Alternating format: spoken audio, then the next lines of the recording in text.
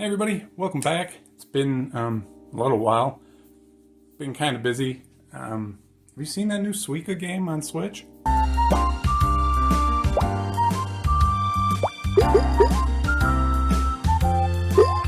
Anyways, I've found a handful of cool retro hardware and goodies and stuff like that through Facebook Marketplace and stuff. So it's time to start another Beige Box retro build. And today's, we're going to get it together and it's going to be a fully functioning system, mostly, minus the sound card and a couple of things that I'm going to want to change. But for now, let's just get it built and boot it up. So basically what we got here is, I'm not sure who makes it, but sort of a no frills beige box. It's got some, some battle damage from over the years because it's going to be probably 20 years old, maybe even older. But it's pretty, I don't know. Like I said, it's pretty plain Jane. Put a 80 mil or tiny. That's not even 80. That's a teeny tiny fan. Might not even put one there. Anyways, comes with power supply. I have no idea what kind of power supply it is. I haven't even opened it up. It was a really good deal, and I saw it and I scooped it up because beige boxes are getting harder and harder and harder to find. So I just scooped it up. Really, no questions asked. I can tell that there are some goodies in it. It has this hot swap bay floppy drive in there, which is cool. And this here kind of intrigued me. I don't know if this is an IR, like a receiver for IR, or if it's like just LED, like a small display of some sort. Like I doubt it's like megahertz or something like that. Anyways, we'll tear into that in a minute, and we'll get started. For the motherboard, this is going to be, as far as the hardware we're going to put into this, I found a really nice Asus, I believe it's a P28VE, P2BVE, anyways, it's that right there. And it's a slot 1 motherboard, and it's got some mismatched RAM in there. I don't even know. There's part numbers on there, and it doesn't say how big they are, so we'll find out how big they are. It's got ATI Rage Pro Turbo AGP onboard graphics. We have an AGP slot for upgrading the graphics to something even better. We got 4 PCI slots and 1 ISA slot. And as far as like I/O, you got your PS2s, your USBs, your standard comms and VGA, printer port, but no onboard audio. So we'll have to get a card for that. And I haven't got one on hand right now, so that will be at a later time. For the CPU, I have, what the ads said the CPU was a Pentium 2 400, and while it's not, it is a Celeron 400. Where is it at? There it is, Celeron 400. So I'm going to want to upgrade this here in the future. I'd like to get like a Pentium 2 450 with, I believe this board can support much faster, so we'll see. I don't know exactly what we're going to do, but for now I have what I was looking for. Like I said, it's about a Pentium 2 400 to 450, and we ended up with a Celeron, but like I said, no big deal. Alright, so let's crack open this case, see what we got going on in there.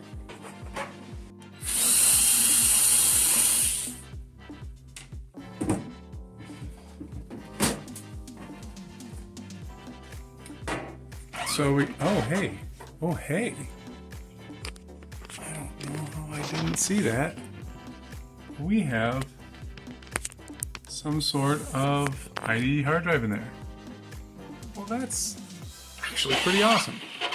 Yeah, let's tear that out. Let's see what that is.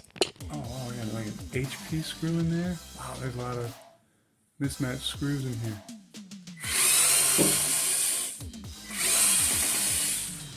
One thing I don't like, it's mismatched screws.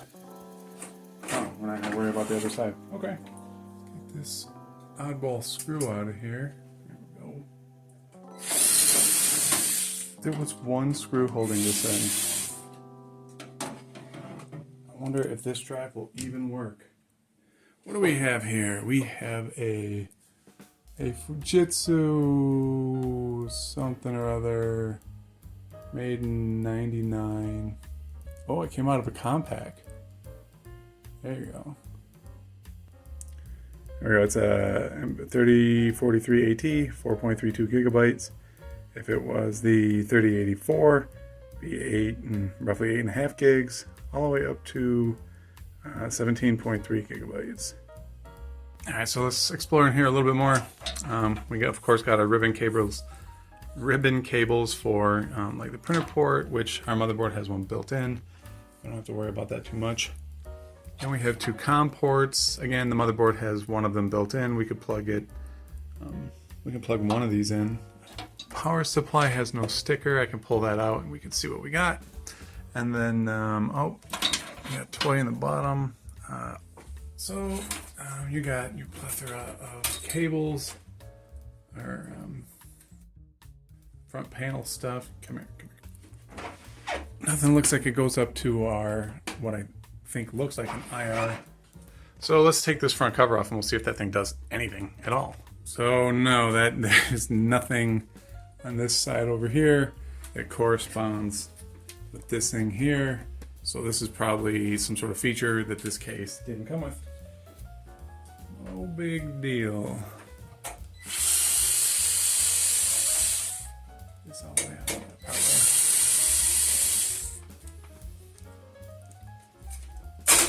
There we go. So these old cases have, a lot of times this panel's not removable, so you got to jump through all kinds of hoops to get to the other side of 2.5 inch drive caddy here. So what do we got as far as a floppy drive? We have an NEC, because I don't like mismatched screws, and this seems to have all mismatched screws, we are going to work at replacing some of them.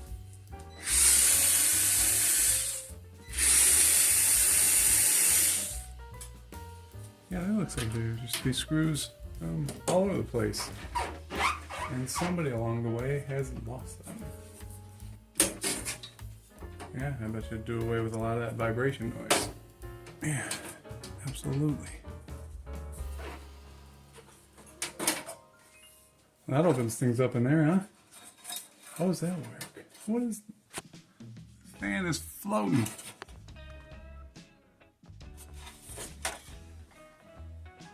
Are you... Don't tell me you're glued. You are sticky taped to the side of the case. My guy. There is right ways and wrong ways to do a lot of things in life, and this case has got a lot of wrong ways done to it.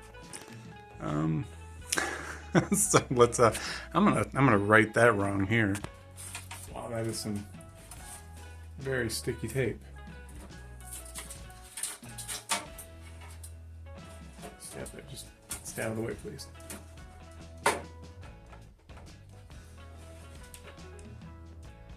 Oh, cow. Oh, there it goes.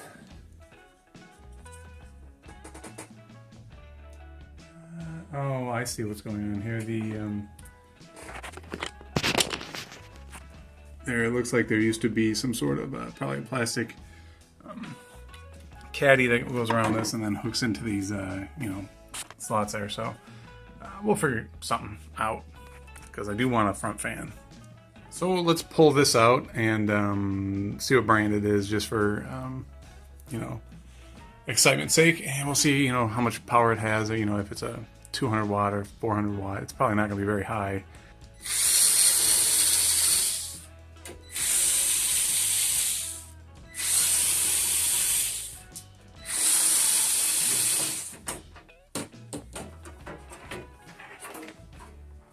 Alright, this is an L&C Technology Inc. switching power supply. Wow, it's a is that really a 460?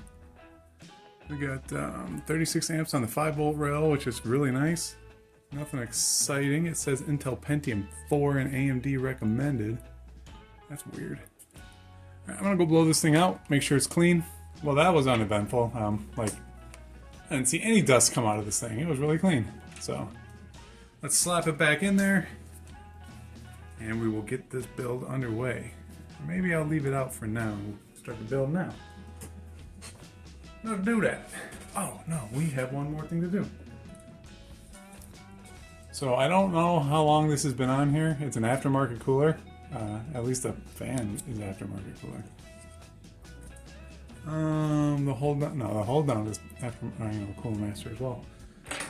So this has probably been on there a long time, and who knows what the thermal paste in there is like.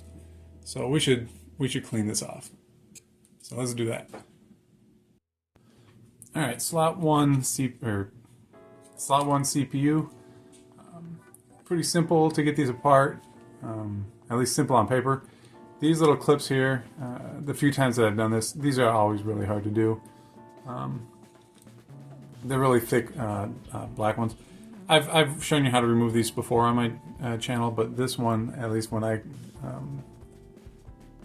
dealt with these before, the really thick ones like this, they just fit through the hole that they come through. Like there's no room to spare, so getting them apart can be a little bit tricky, but the same sort of principle applies as the other videos I've shown on this. Yeah.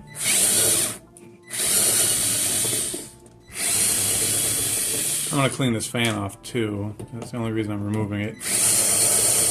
I guess it's also going to help with handling this thing. Get it out of the way.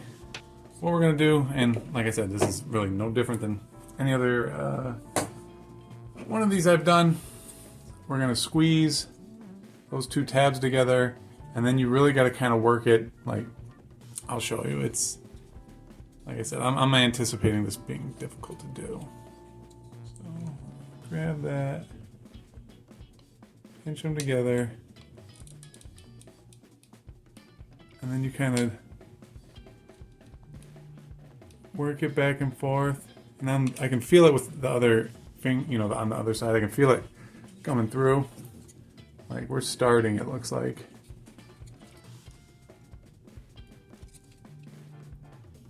There we go. So, and little bits of plastic usually get shaved off a little, here and there, but it's not gonna hurt anything.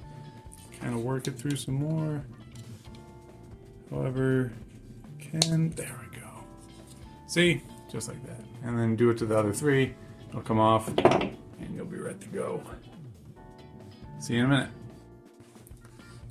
Okay, so I got the last one off. Yeah, that's ready to come off. That's probably really.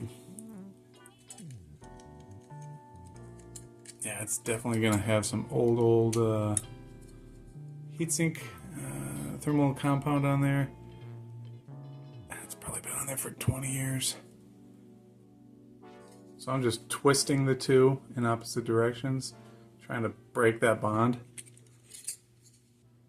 Come on, buddy. It's really friggin' on there.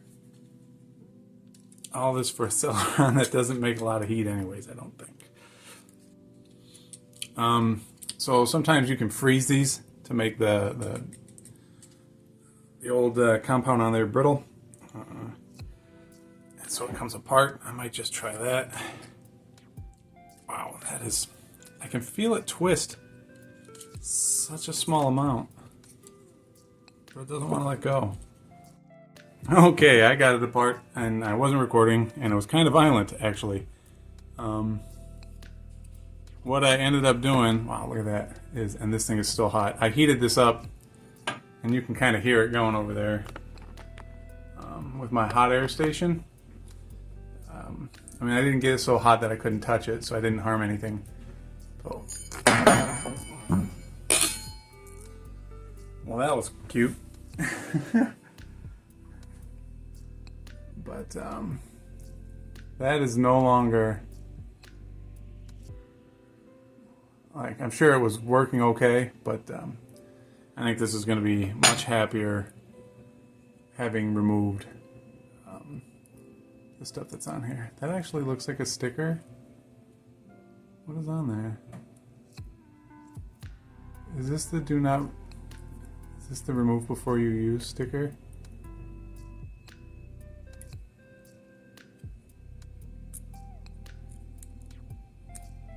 Yeah, some sort of... I don't know if you saw that. Some sort of foil.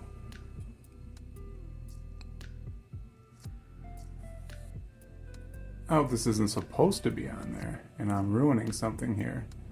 But I don't...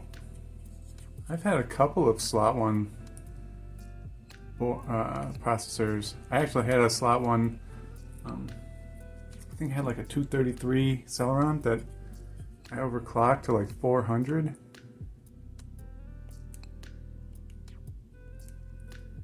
Those were the days of overclocking though. I mean, take a 200 megahertz processor and make it, 100% faster, actually double the speed, whereas today you're like, oh, I have a 4.8 gigahertz processor and I overclocked it to, 400 megahertz and now it's a 5.2.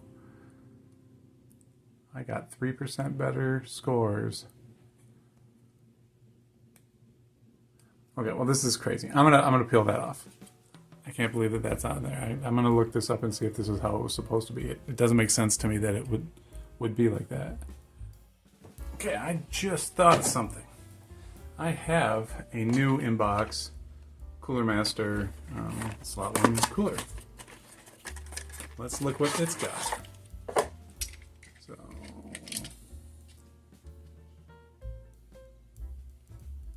has some sort of...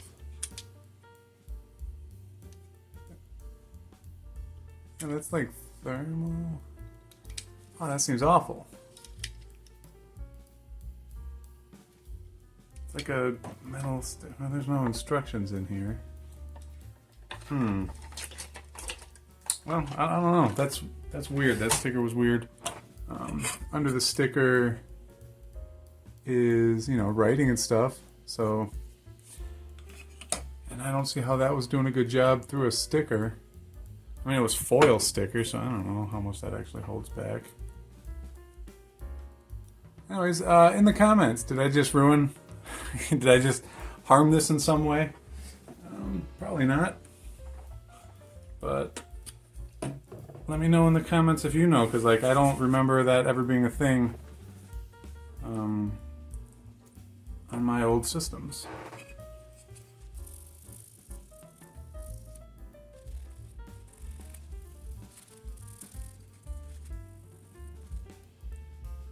There we go, good and clean. So my rag didn't even pull anything really off of that, so there wasn't any thermal compound on there. And like I said, maybe this is supposed to be some sort of like intermediate, I don't know. Maybe it was supposed to be a shim? I don't know. I don't know.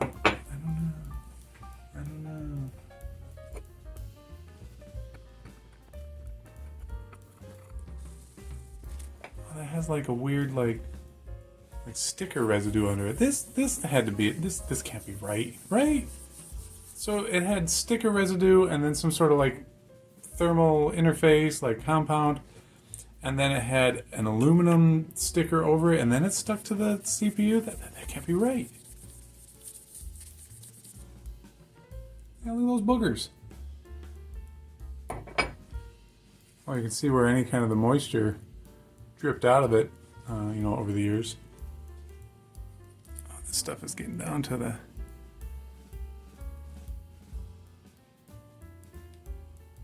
I don't know, end of its life?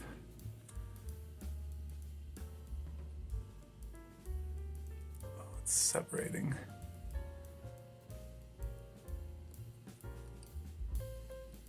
Might have to buy more of this soon. I don't think it's drying out, but it's not coming out very well.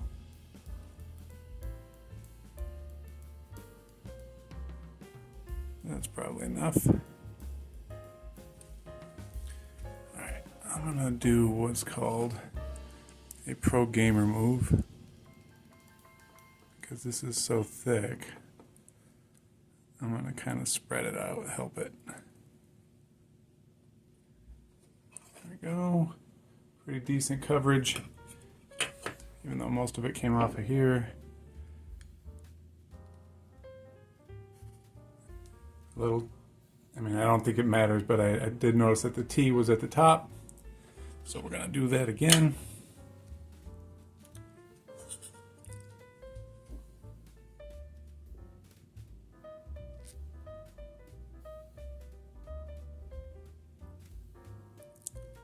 Go. And then this thing is just gonna push right, you know, down through it. I do, never mind.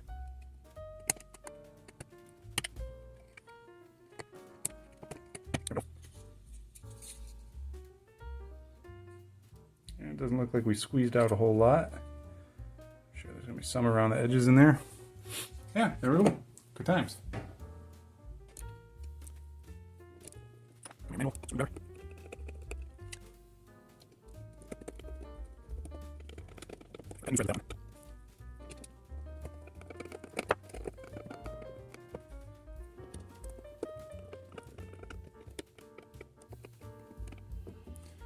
go. Just like new. I was just looking at this thing and I hadn't noticed before, but that's not supposed to be like that. So I don't know if I have talked about this before, but in some cases you get these little socket drivers, and it's meant for taking out these motherboard standoffs, but it's also the right size for taking those out, and it makes things a little bit easier than trying to grip it with a you know, a pair of pliers or something. Look at that.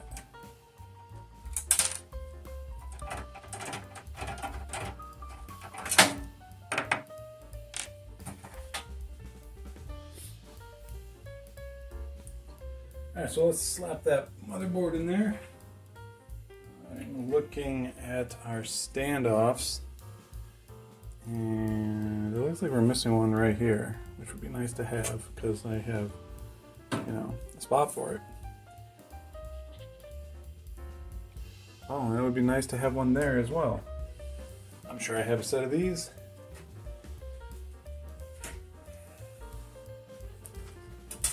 So I just discovered something. Some of these that are in here are very fine threaded. They're not supposed to be, because some of these are coarse threaded. None of the hardware in this machine matches. So I got all matching standoffs in there now. Let's chuck the board in there. I could have swore I had the I/O for this. I'll make one for it eventually, but right now, it is what it is. Okay. So chuck this in there. Make sure all of my standoffs line up, and they do. 1 of 9. I'll see you when I got 9 of 9 in there. Alright, here we go. 10 of 9 screws installed. Good and solid. Let us go ahead and put our CPU in there. So what we're going to do here is we got these two wings off the side of the heatsink, and there is a slot in here that they correspond with and go into. So all you do is you line up. So when I say slot, so in front of this, like, there's this tab here, and we're going to be just in front of that with our heatsink. So that lines up there, and then it's like installing really any other card. You just press down. There we go. And then you have, it's not going to look the same for all coolers, but you have a like a retainer of some sort. And what this does is it locks it all in place. It's wild. There we go, and we're locked in. Let's put our trusty LNC Technology power supply in there.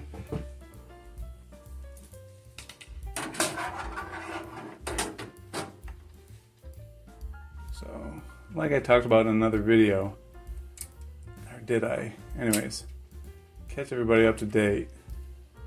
I had some sort of thing go wrong in my neck. The doctors are pretty convinced that physical therapy is going to take care of it. Basically, I had a lot of pain, and in certain situations I still do. And even though right now I feel really good, these fingers that are trying to screw this screw in are very numb. So it's difficult to manipulate things and stuff when your fingers can't fing.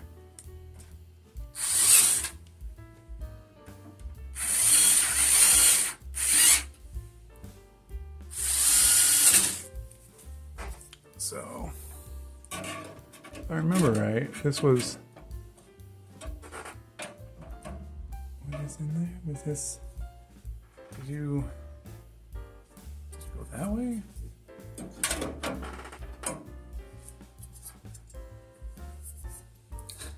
I don't know. Oh man, I don't remember. Okay, 1 second. Okay, so that took longer than I care to admit to figure out. So what's going to happen is the one here with the angle, it goes on here. And then we have this one here. It goes inside. Shazam. And then this one here with the little protrusion, the little wingy-doo. That lines up with all the little tabs it's got. Come on. There we go.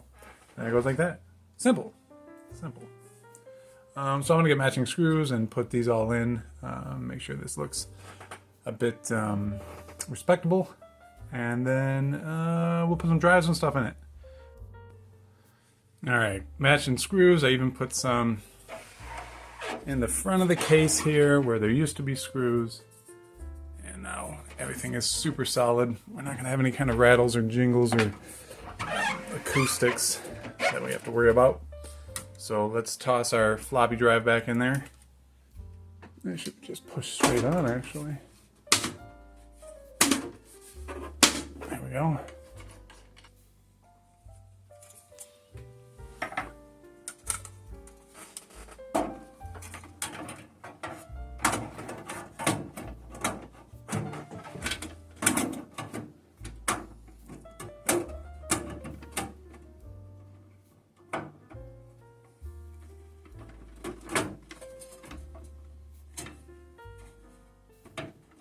Oh. Okay, nice and secure in there. Hopefully it still fits with these big screws. Oh yeah, there we go. Oh yeah, it's all coming together now. Okay, now I have a CD-ROM. I decided I'm going to go with this NEC one that I have laying around simply because... Where are you? There you are. NEC, simply because the floppy drive's NEC, so makes sense to me. Also, I must have bought this for $10 at Goodwill. Seems kind of expensive, but finding IDE drives is getting harder and harder. Okay, now, because I don't have a beige colored blank to go in here, I'm going to continue using this guy here. And like I said, I might be able to find the actual sled to it. I don't know. But for now, it'll just be a fancy blank. Sort of. It's just going to take up room, really, is all it's going to be doing. What are we stuck on? It literally hits the motherboard. That's fantastic.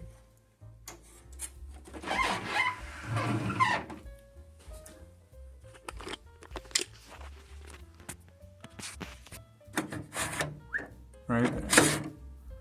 Awesome. So I moved some things around so we have some room. I had moved the CD-ROM down one and then put the, well, for all intents and purposes right now, my my expansion bay blank to the top because, of course, we were hitting right here. I don't remember what I said in the last part because we went to dinner and it is a few hours later. So let's just keep going. Okay. So power switch.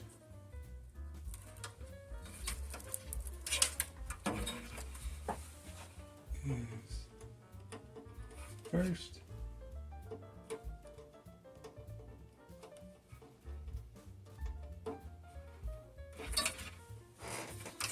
Followed by HD LED. Wait a minute, what is that? Power switch? Why do I have two power switches? HD, LED, power LED, reset switch. Why do I have two power switches? What?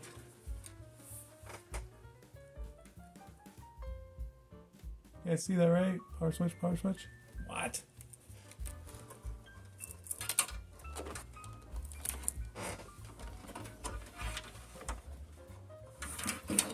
I'm gonna do some investigation. Alright, this is crazy. But there is definitely two power LED or power leads going to the switch. Imagine you only need one. Maybe this is some sort of weird setup for, I don't know, having a second button. I don't know. That's weird. Alright, so let's see. One of these. This is the lucky one. Power switch. And then HDD LED. And that was positive up. Positive is the white. And then it was power LED. Actually positive down. And then reset switch. Should be at the very top. And there we have it. We are hooked up. The wiring, she's beautiful. Behance. And there we go. The wiring's all hooked up. It's looking clean and beautiful. And we'll see if it boots now. We have onboard graphics, RAM, CPU.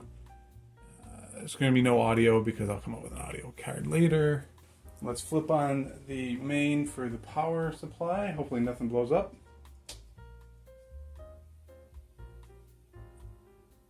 Nothing changed. Let's hit power.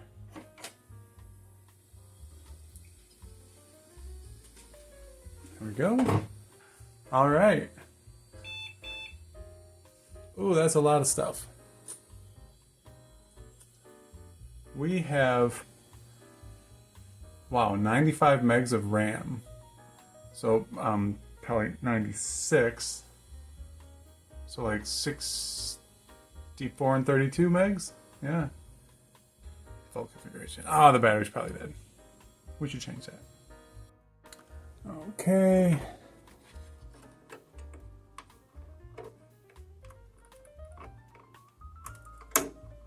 Come out of there. There we go. Right.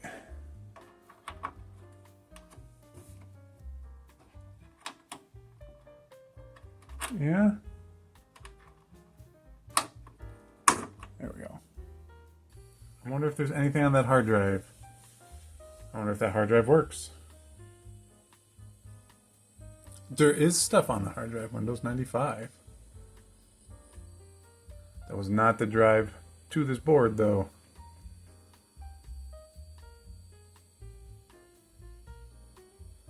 I'll be back when this is done.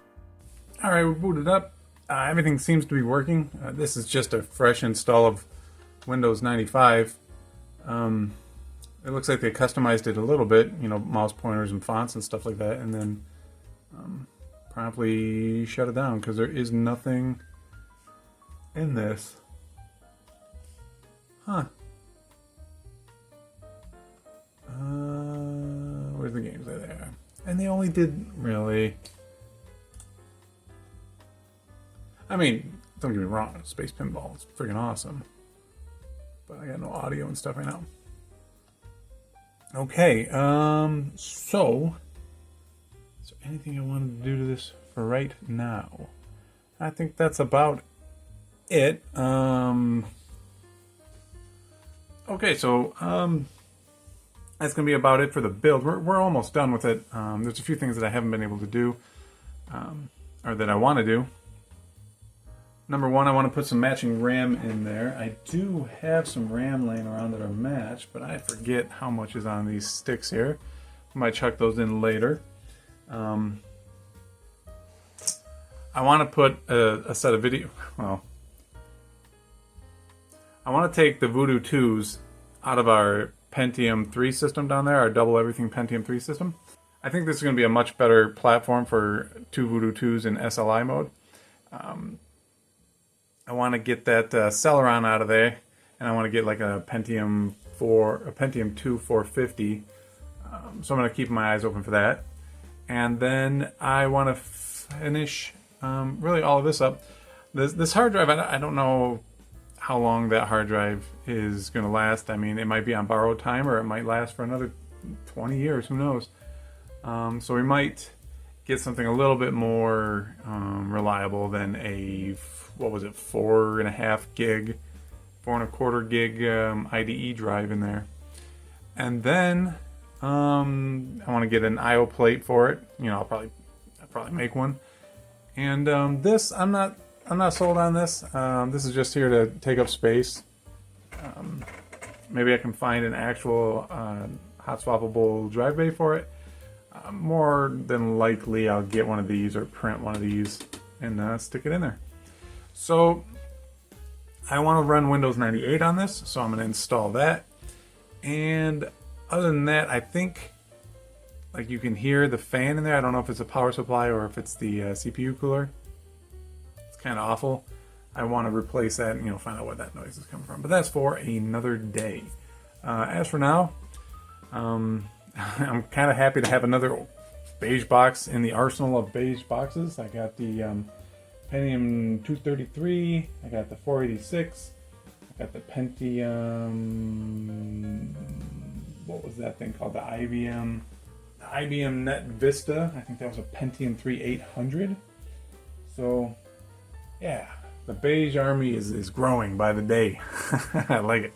So if you like it too, I'd appreciate a thumbs up, like the video, subscribe if you haven't already subscribed, and I'll see you in the next one where we're gonna, you know, continue the build. It's gonna be a fun little box here. Thanks for watching.